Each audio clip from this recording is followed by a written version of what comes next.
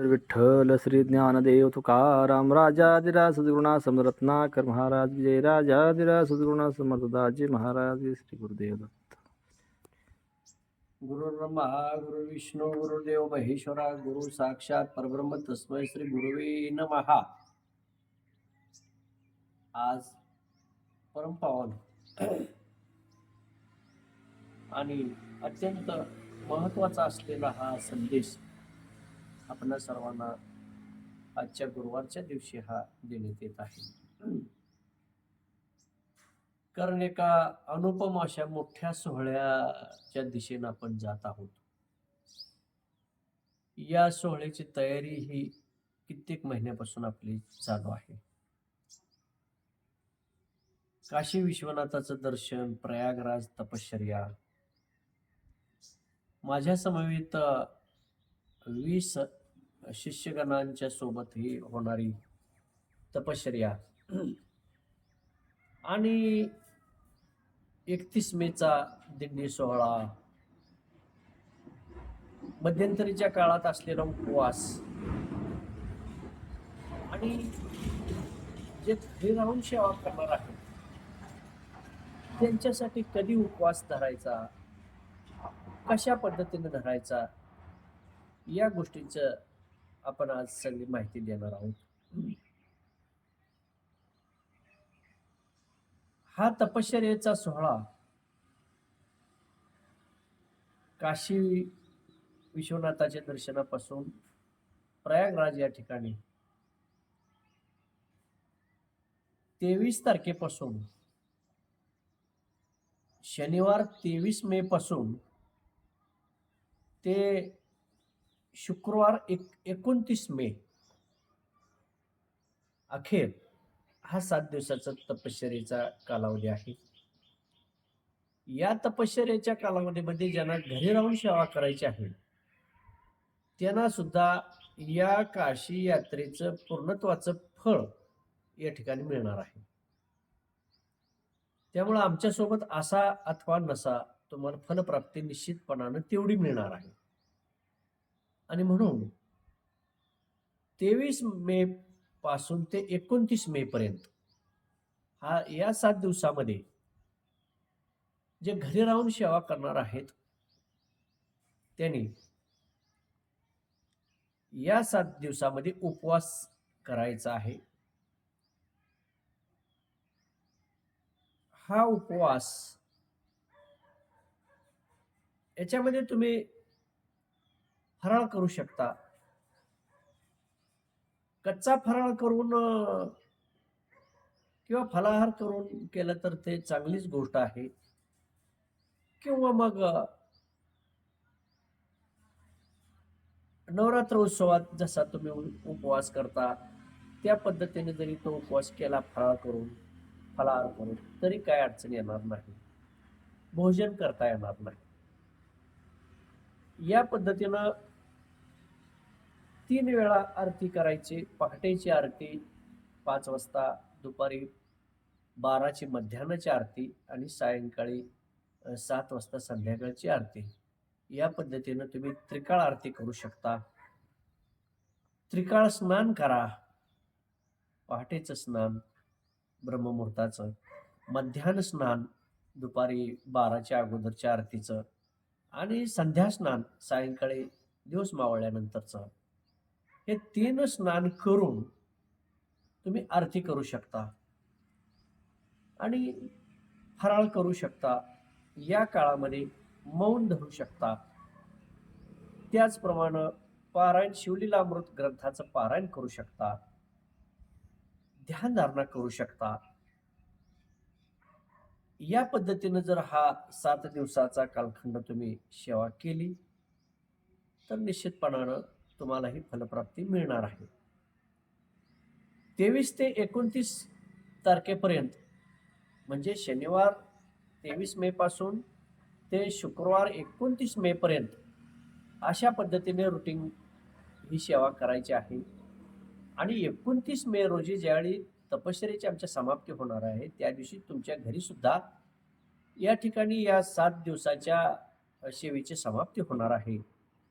दुपारी 12 वाजता पुष्पवृष्टी करा, नैवेद्य करा आणि समाप्तीचा प्रसाद तुम्ही ग्रहण करा, भोजन करू शकताय. 29 तारखेला समाप्तीनंतर भगवंताला नैवेद्य दाखवल्यानंतर उपवास सुटेल. भोजन करू शकताय 29 तारखेला दुपारी 12 नंतर. समाप्तीनंतर भोजन केल्यानंतर 29 तारखेला नंतर भोजन करायचे नाही. नंतर भोजन करायचे नाही. संध्याकाळी त्या दिवशी तुम्ही फराळ करू शकता, फलाहार घेऊ शकता, दूध घेऊ शकता, भोजन करायचं नाही. हे 29 तारखेपर्यंत झालं. 30 तारखेला शनिवार आहे, 30 मेला. त्या दिवशीही दिवसभर तुम्ही अन्न ग्रहण करायचे नाही. उपवासच करायचा आहे. फराळ करून हा उपवास करायचा आहे. इथेही तुम्ही फलाहार करू शकता, फराळ करू शकता, दूध घेऊ शकता. हे 30 तारखेचं दिवसभराचं रुटीन असं आहे. शनिवार 30 मे रोजीचं फक्त दिवसभर फराळ करायचा. तुम्हाला हवे तितक्या वेळा तुम्ही खाऊ शकता, काही अडचण नाही. 30 तारखेला सूर्यास्तानंतर शनिवारी 30 मेला सूर्यास्तानंतर आरती केल्यानंतर तुम्ही संध्याकाळी भोजन करू शकता. संध्याकाळी भोजन करू शकता. कारण दिवसभर भोजन करायचं नाही. सूर्यास्तानंतर संध्याकाळी भोजन करू शकतात शनिवारी 30 मे रोजी. त्याच्यानंतर 31 मेला जो मुख्य उत्सव आहे आपला, या मुख्य उत्सवा दिवशी 9 दिवसाच्या ह्या नवरात्राची समाप्ती होणार आहे. हे मुख्य नवरात्र आपलं आहे. या अधिक मासातील मुख्य नवरात्र आहे आणि या 9व्या दिवशी खऱ्या अर्थानं या सगळ्या सेवेची सांगता होणार आहे. म्हणून 31 मे रोजी इथं आल्यानंतरच तो उपवास सगळ्या सेवेचा सांगता समारंभ समाप्ती होणार आहे. आणि म्हणून 31 मे रोजी त्या दिवशी अन्नग्रहण दुसरं करायचं नाही. फळ फलाहार करू शकता. आणि 31 मे रोजी आपला मुख्य समारोह या ठिकाणी मठावरती ठेवलेला आहे. आम्ही सगळेजण 31 मे रोजी आमचं आगमन होणार आहे रविवारी सकाळी 7 वाजता. तेव्हा मोठा दिंडी सोहळा तनाळी चौकातून ते तनाळी आपल्या दत्तनगरी मठापर्यंत हा भव्य दिंडी सोहळा आयोजित केलेला आहे. या दिंडी सोहळ्यासाठी प्रत्येक घरचा एक झेंडा घेऊन यायचा आहे. तो झेंडा घरातील कोणत्याही व्यक्तीने घेतला तरी चालेल. पुरुषांनी घेऊ दे, स्त्रियांनी घेऊ दे, मुलांनी घेऊ दे, कुणी का घेईना तो झेंडा आपल्या घरातील या दिंडी सोहळ्यामध्ये आणायचा आहे. आणि सकाळी 7 वाजता दिंडी सोहळा सुरू होणार असल्यामुळे लांबच्या भागातील जे भक्तगण असतील त्यांनी आदल्या दिवशी म्हणजे 30 तारखेलाच मुक्कामी यावं. शनिवारीच 30 मेला मुक्कामी यावं किंवा उशिरापर्यंत इथं आलं तरी चालेल किंवा सकाळपर्यंत पोचलं तरी चालेल. तुमच्या नियोजनाने तुम्ही कसे येऊ शकता. परंतु सकाळी 7 वाजता दिंडी सोहळ्याला बरोबर सुरुवात होईल. 9 वाजेपर्यंत दिंडी सोहळा मठावरती येईल. यावाच लागेल. कारण 9 वाजता आपल्याला मूर्तींची प्राणप्रतिष्ठा करायची आहे. दिवस अत्यंत कमी आहेत. कामं इथं जलद गतीनं सुरू आहेत. आणखी मंदिराची कामं या ठिकाणी सुरू होत आहेत. ते मंदिराची कामं पूर्ण होणार आहेत. मूर्त्या तयार करायला टाकलेले आहेत. सगळ्या गोष्टीची ही घाई चालू आहे. शेवटी भगवंताच्या मनात आहे त्या पद्धतीने ते करून घेतील. आपण चिंता करायची काय गोष्ट नाही. म्हणून इथं जे मंदिरं होणार आहेत या मंदिराला अत्यंत महत्व आहे. कारण दत्त भगवंताचं आगमन ज्या स्थानावर पहिल्यांदा झालं ते स्थान म्हणजे हे औदुंबर वृक्षाखालचं स्थान आहे.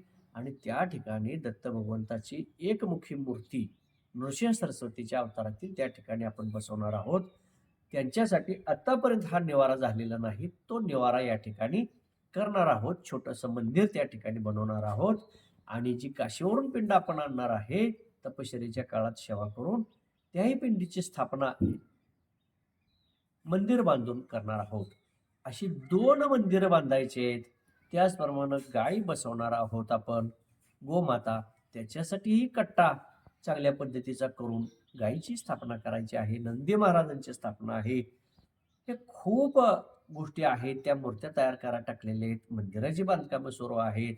उत्सवाची तयारी चालू आहे. कोणी मंडप स्पीकरचं काम घेतलेलं आहे, सेवा घेतलेली आहे. कोणी अन्नदानाची घेतलेली आहे. कोणी इतर गोष्टीची वाजंत्र्याची घेतलेली आहे. कोणी रथाची घेतलेली आहे. कोणी हलग्याची घेतलेली आहे. किती किती गोष्टी कोणी औषध उडवण्याची ते अ, सेवा घेतलेल्या आहेत. किती प्रकारच्या सेवा आहेत त्या कोणी कोणी काय काय घेतलीत आणि अजूनही काय राहिलेले आहेत ते कोण कोण घ्यायला लागलेले आहेत. या पद्धतीने हे सगळं नियोजन चालू आहे. मला विश्रांती नाही. तरी पण आम्ही जो संकल्प केलेला असतो त्याच्यावरती दृढता असते. शरीराची साथ मिळो न मिळो, विश्रांती असो नसो, आम्ही आमच्या संकल्पावर दृढ असतो. त्यामुळे निश्चित ठरलेल्या वेळेत आम्ही ते सगळं पूर्ण करणार. म्हणून हे जे स्थान आहे ते गोमाता स्थान, दत्त भगवंताचं मुख्य स्थान, आपलं जे आता मोठं मंदिर आहे त्याच्यापेक्षा हे मुख्य स्थान आहे पहिल्यांदा आगमनाचं. म्हणून पहिल्यांदा आरती या ठिकाणी होते. असं अत्यंत महत्वाचं हे स्थान, औदुंबर स्थान, गोमाता स्थान, दत्त भगवंताचं स्थान आणि भगवान शंकराच्या आता ह्या लिंगाची स्थापना, पिंडीची स्थापना, हे अत्यंत महत्वाचं असं हे स्थान आहे. 33 कोटी देवांचं वास्तव्य होणारं हे स्थान आहे. म्हणून त्या स्थानाची चांगल्या पद्धतीचं बांधकाम करण्याची आमची तयारी आहे किंवा ते करून घेत आहे. आणि म्हणून ज्यांना त्याच्यामध्ये योगदान टाकायचं आहे ते आपल्या प्रपंचातील 1 रुपया दान त्याच्यामध्ये ते टाकू शकतात. आता काम सुरू आहे. कुणी फोन पेवर पैसे या ठिकाणी माझ्या नंबरवरती सोडत आहेत. अडचण असली, ज्या दिवशी तुम्ही 31 मेला येणार आहात त्या दिवशी त्या ठिकाणी आपलं दान दिलं तरी चालेल. चालू कामामध्ये तुम्ही पैसे दिले तरी चालेल. अडचण असेल त्यांनी काय हे विचार करायची गोष्ट नाही. पण ज्यांना शक्य आहे त्यांनी त्याच्यामध्ये सहभागी व्हावं. कारण हा सोहळा किंवा हे बांधकाम असं योगदान इतर कुठल्या गोष्टीत नाही, असं योगदान आहे की जे मागेही नव्हतं आणि पुढेही नाही. ह्या सोहळ्याचं वर्णन करता येत नाही. याला अनुपम सोहळा असं म्हणतात. अनुपम सोहळा म्हणजे ज्याला उपमा देता येत नाही असा अनुपम सोहळा होणार आहे. आणि ज्याला उपवास करायचे आहेत त्यांनी उपवास करावं. उपवासाच्या काळामध्ये शिवलीलामृत ग्रंथाचं पारायण करावं. सेवा सांगितल्याप्रमाणे करावी त्रिकाळ आरती करून. आणि ज्यांना काही ह्याच्यामध्ये उपवास होणार नाही त्यांनीही चिंता करण्याचं कारण नाही. त्यांनी नुसतं मौन धरलं तरी, ध्यानधारणा केली तरी चालेल. शिवलीलामृत ग्रंथाचं पारायण नुसतं केलं तरी चालेल. एक वेळ भोजन करून केलं तरी चालेल. फक्त दिवसभर भोजन न करता संध्याकाळी त्यांनी भोजन करावं. ज्यांना भोजनाची गरज आहे, उपवास होत नाही, त्यांनी एक वेळचं भोजन करून जरी संध्याकाळच्या वेळेला सूर्यास्तानंतर एक वेळ भोजन घेतलं तरी चालेल. दिवसभरात फराळ फलाहार घेतला तरी चालेल. असा हा अनुपम सोहळा आहे. याच्यामध्ये सर्वार्थानं तुम्ही सामील व्हायचंय. सर्वार्थानं, तन मन धन. नुसतं धन पाठवून दिलं उपयोग नाही, मनापासून पाहिजे. मन आहे, धन आहे, तन नाही, शरीर नाही. तुम्ही घरी बसलाय, आम्ही पाहिजे तेवढे पैसे देतो नाही.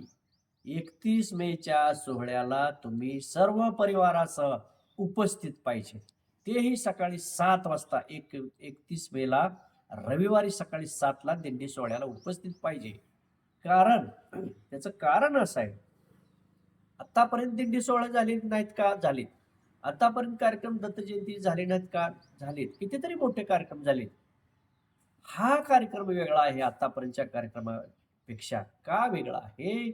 तर एवढ्या मोठ्या मूर्त्यांचं, मंदिरांची स्थापना, मूर्त्यांची स्थापना या ठिकाणी होतीये. सगळी कामं होत आहेत. एवढा मोठा योग, तपश्चर्या, काशीला कुंड या ठिकाणी हा योग येतोय. हा सोहळा नुसता डोळ्यांनी पाहिला तरी सुद्धा भरपूर पुण्य लाभ तुम्हाला मिळणार आहे. नुसता सुख सोहळा पाहण्याची संधी ह्या जन्मातली तुम्ही दौडू नका. काम आयुष्यभर चालतात. याच्या अगोदरही कितीतरी कामं आपण झालेली असतात प्रपंचाची. पण हा दिवस मात्र राखीव ठेवा. मठासाठी, गुरुसाठी आणि देवासाठी इतकं मोठं पुण्य तुमच्या पदरात पडणार आहे. कारण भगवंताचे आशीर्वाद, गुरूंचे आशीर्वाद, महाप्रसाद, दिंडी सोहळा हे डोळ्याने पाहणं, लाभ घेणं प्रसादाचा, हे ह्या जन्मात सार्थक होण्याचं मोठं पुण्य पदरात पडण्याचा हा योग आहे. हा योग तुम्ही दूर करू नका किंवा ह्या योगापासून तुम्ही दूर राहू नका. हा मोठा लाभ घेण्याचा प्रयत्न करा. आणि म्हणून सर्व शिष्यगणांना हे आवाहन करण्यात येत आहे की ह्या अनुपम सोहळ्यासाठी तुम्ही पूर्ण तयारीनं या दिंडी सोहळ्यामध्ये सहभागी व्हा. एकटं येण्यापेक्षा सगळ्या परिवारासहित या, लहान थोरासहित या. स्वतःच्या घरचं वाहन एखादं करा, काय अडचण नाही. घरासाठी करा स्वतःचं वाहन, 5 माणसं असू दे, 4 असू दे, त्यांनी स्वतःच्या घरासाठी वाहन करा आणि वाहनं घेऊन या. पण वेळेवर या. हा सोहळा पुन्हा होणे नाही. कारण दत्तनगरीचं हे दुसरं पर्व सुरू होत आहे. आणि त्याच्यापेक्षा अत्यंत महत्वाची गोष्ट, ज्या स्थानावरती आम्ही चाललेलो आहोत ही तपश्चर्या करण्यासाठी, त्या स्थानी आम्ही पूर्वी आमच्या पूर्वजन्मामध्ये सुद्धा तपश्चर्या केलेल्या आहेत. काशी, प्रयागराज या स्थानाशी पूर्वजन्मीचे आमचे संबंध आहेत. तिथे आम्ही सेवा केलेली आहे, तपश्चर्या केलेली आहे. म्हणून त्या जागेला आम्हाला पुन्हा बोलावणं येत आहे. त्या ठिकाणी सेवेसाठी आम्ही जाणार आहोत, ती सेवा करणार आहोत. आणि म्हणून आमच्यासाठीही महत्त्वाचा आहे हा क्षण, तुमच्यासाठी हा क्षण महत्त्वाचा आहे. आणि भरभरून आशीर्वाद मिळणारा हा सुख सोहळा पाहण्यासाठी तुम्ही आपला वेळ आत्तापासूनच तो काढून ठेवण्याचा प्रयत्न करा. त्या दिवसाचं 31 मेचं रविवारचं नियोजन करून ठेवा आणि पूर्णत्वाने या सोहळ्यामध्ये सहभागी होण्याचा प्रयत्न करा. म्हणून आज हा गुरुवारच्या दिवशी सर्व शिष्यगणांना हा संदेश देण्यात येत आहे. पूर्ण उत्साहानं, पूर्ण क्षमतेनं, पूर्ण शक्तीनं या सोहळ्यामध्ये तुम्ही सामील होण्याचा प्रयत्न करा. हा सोहळा जो पाहणार नाही त्याला कोणत्याही प्रकारचा लाभ मिळणार नाही. कारण हा जीवनातला अत्यंत महत्त्वाचा, आमचं भाग 1 ची समाप्ती आहे. दाजी महाराजांच्या कार्याच्या भाग 1 ची पार्ट 1 समाप्त होत आहे. पार्ट 2 दत्तनगरीचा दाजी महाराजांचा सुरू होत आहे. म्हणून या दुसऱ्या भागाच्या सुरुवात होत असताना, पहिल्या भागाची समाप्ती होत असताना, दुसऱ्या भागाची सुरुवात होत असताना तुम्ही साक्षीदार व्हा आणि हा दिव्य सोहळा पाहण्याचा प्रयत्न करा. कारण दत्त मंदिर बांधकाम केलं त्यावेळेला काही जण नसणार आहेत, पण आता तरी तुमच्या ह्या डोळ्यात देखत हे सगळ्या गोष्टी घडतायत, याचं साक्षीदार व्हा आणि पूर्णत्वानं सेवेसाठी येण्याचा प्रयत्न करा. सगळ्या भजनिक मंडळांनी, सगळ्या कार्यकर्त्यांनी आपापली सेवा नेमून दिलेली करण्याचा प्रयत्न करा. एवढंच आजच्या ह्या गुरुवारच्या संदेशाच्या निमित्तानं तुम्हाला सांगू. या ठिकाणी पुलकावृती विठ्ठल श्री ज्ञानदेव तुकाराम राजाधिराज सद्गुणा समरत्नाकर महाराज जय राजाधिराज सद्गुणताजी महाराज.